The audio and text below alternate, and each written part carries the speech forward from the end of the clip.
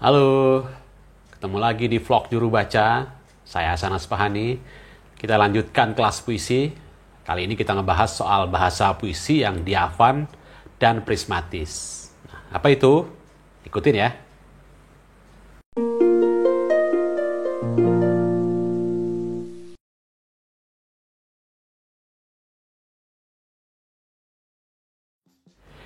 Ya, di seri pertama kita mulai dengan persoalan mendasar bahasa, dan itu penting bagi siapapun yang menulis puisi karena medium seni puisi ini adalah bahasa.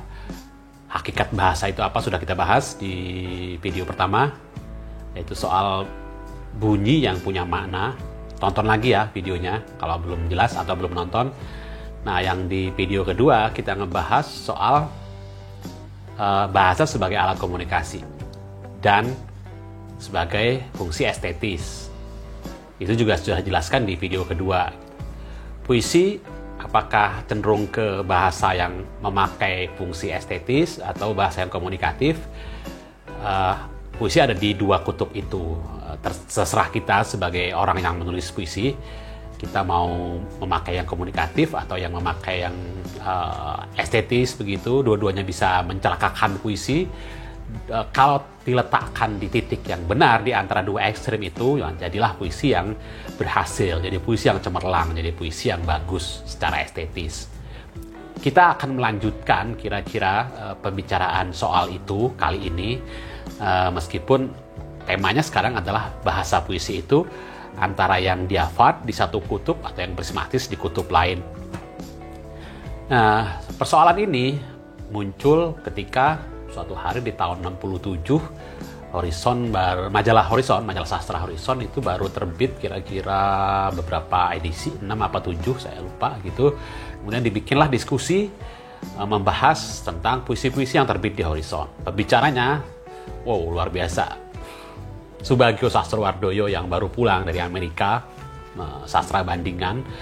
Jadi ini orang luar negeri nih bicara nih. Nah, Subagio di dalam diskusi itu kemudian membuat analisa memakai antara lain parameter ini gitu. Nah, maka kita bisa memakai parameter ini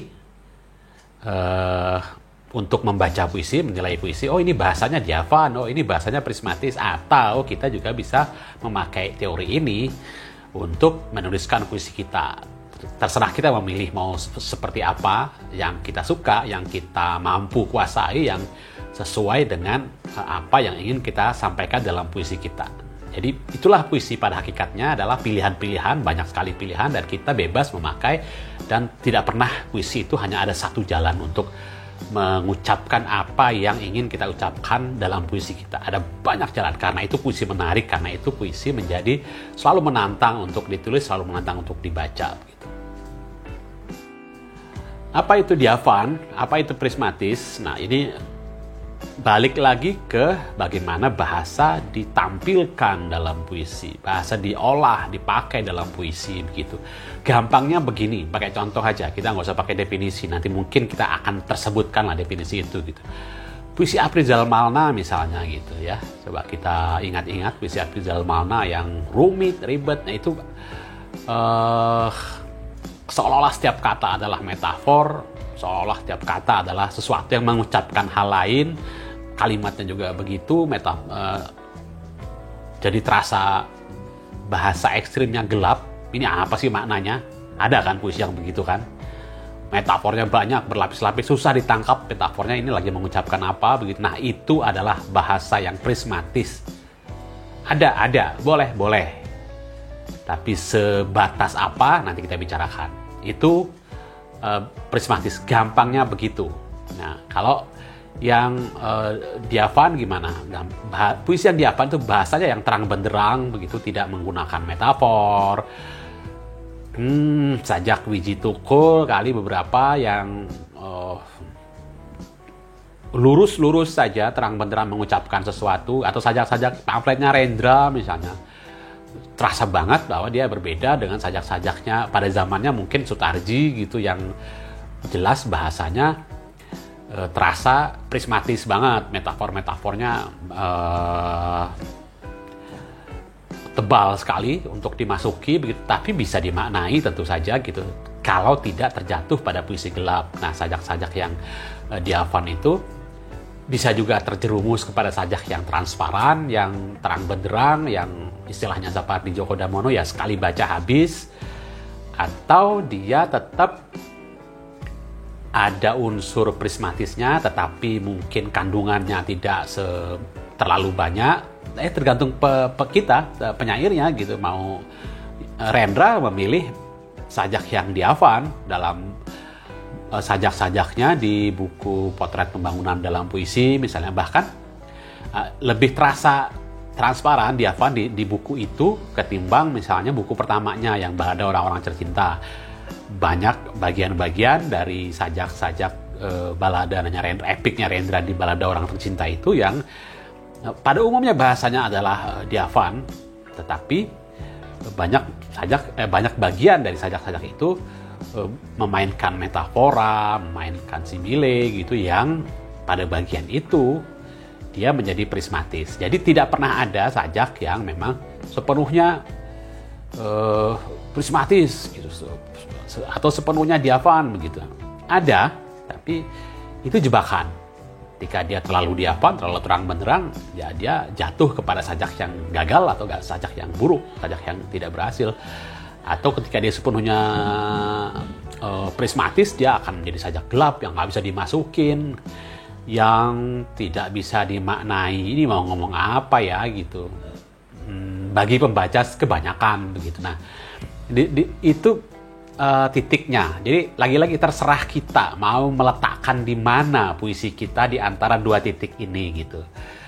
Nah, itu mudah-mudahan dipahami. Caranya adalah baca sajak-sajak Sapardi misalnya, di mana letaknya lebih ke diafan, tetapi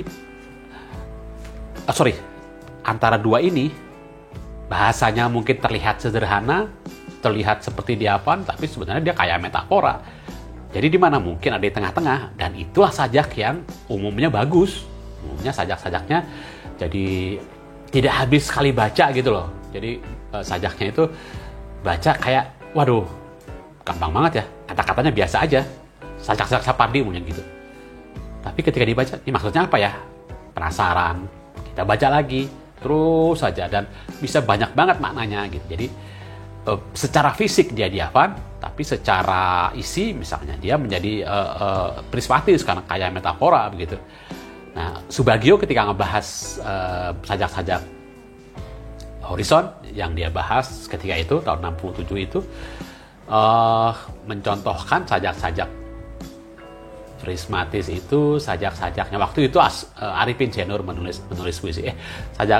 Arifin Cenur itu dia bilang sajak-sajak diafan, sajak-sajak yang kalau hari ini mungkin bahasanya senikmat kita menangkap bahasanya Djoko Pinurbo, tapi lagi-lagi Djoko Pinurbo nggak bisa secara fisik kata-kata dia diafan gitu. Kita mengerti aja kata-katanya gitu, mudah sekali gitu. Tapi sebenarnya kalau kita selami, itu sangat metaforis secara tema, prismatis secara tema gitu. Banyak metafor yang dimainkan gitu. Nah, lagi-lagi sajak yang begitu harus kita letakkan di sini, dan itulah sajak yang berhasil baca. Nah, kalau kita menulis itu juga pertimbangannya gitu. Jadi saya selalu pakai contoh ini karena gampang diingat gitu. Mungkin di video 1-2 udah pakai contoh ini lagi gitu kan. Saya haus titik. Itu puisi misalnya. Ya, saya haus belum bicara apa-apa. Saya haus, kata seorang anak gelandangan kepada ibunya yang sedang mengorek-ngorek sampah. Dia di mana? Di sini toh. Dia di diafan toh. Kalimat saya haus itu diucapkan oleh seorang anak. Ya, yang ingin kita sampaikan adalah tentang potret kesenjangan sosial, potret sosial, situasi sosial tentang orang gelandangan yang bahkan tidak punya air untuk minum ketika sedang mencari sampah. Tapi coba kita ganti, misalnya saya pengen agak prismatis di kalimat itu tadi gitu. Saya haus, kata sungai kepada batu, atau kata batu kepada sungai yang menatap langit yang terik. Saya haus. Sekarang saya sudah mulai memainkan banyak perangkat puitika di kalimat yang kedua yang saya niatkan sebagai puisi itu kan gitu. Batu ngomong sama sungai, kering. Saya bicara tentang apa di situ? Ini mulai prismatis ya di situ ya, ke arah sana. Tapi sebenarnya masih ada di tengah-tengah sini deh gitu. Saya bicara soal kemarau, ya kan? Saya haus, kata sungai kepada batu yang menatap atau sambil menatap langit yang terik. Saya bicara soal lingkungan, soal musim kemarau, mungkin bisa dimaknai tentang lingkungan yang rusak. Meskipun saya tidak mengucapkan itu, tapi dengan cara mengucapkan seperti itu, dengan cara menatanya sehingga terasa sebagai sebuah bait yang prismatis, meskipun berangkat dari kata yang bisa dipakai untuk bisa menjadi diafan atau prismatis, begitu. Maka sajak saya yang tadi saya sebutkan itu terasa menyampaikan sesuatu yang bisa dimaknai macam-macam. Kayak tadi contohnya deh gitu kan. Ini kemarau, meskipun saya nggak bilang kemarau, ini adalah tentang lingkungan yang rusak. Meskipun sama sekali tidak ada kata-kata itu, atau bisa dimaknai lain begitu. Apa deh gitu. Nah, puisi biasanya begitu. Nah, pilihan lagi-lagi itu pilihan kita mau membuat bait puisi kita yang dengan bahasa yang sama, dengan kata-kata yang sama, kita bisa membuatnya menjadi sajak yang diafan atau menjadi sajak yang prismatis. Saya membuka kelas puisi ya, di online. Saya umumkan di Twitter dan di Instagram saya. Agak praktis di sana. Kita langsung kalau mau ikut di sana langsung praktek dan langsung belajar mengenal perangkat-perangkat puitika. Nah, tapi tetap ikutin kelas ini secara gratis tentu saja gitu. Subscribe aja, nggak usah bayar. Bayarnya cuma pakai klik tombol subscribe itu dan loncengnya supaya dapat notifikasi setiap ada video baru dari saya. Karena video saya nggak hanya cuma kelas ini yang tiap hari Selasa, tapi kadang-kadang saya juga baca atau menjawab pertanyaan teman-teman yang mengajukan pertanyaan tentang puisi, tentang bahasa. Itu ya. Terima kasih.